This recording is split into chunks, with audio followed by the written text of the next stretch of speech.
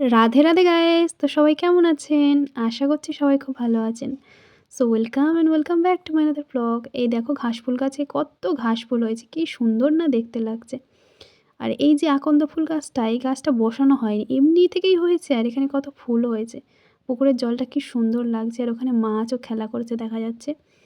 আর এইখানে ৩ বস্তা মতো বিড়ির পাতা নিয়ে এসেছে দাদা কলকাতা থেকে। এগুলো দিয়েই বিড়ি তৈরি করা হয়।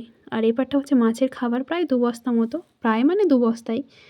আর এই এখন সকাল ১০টা মতো বাজে। দিদা এখন ওই দুপুরে কি রান্না হবে সেই সবজিগুলো কেটে গুছিয়ে দিচ্ছে।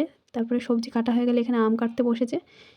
আমের চাটনি হবে আর অনেকটাই আম পড়েছে। ওই আমগুলো দিয়ে আবার আচার করা হবে, ছোট, ছোট আম। আর এখানে আমি মাংসটা ধুয়ে নিচ্ছি।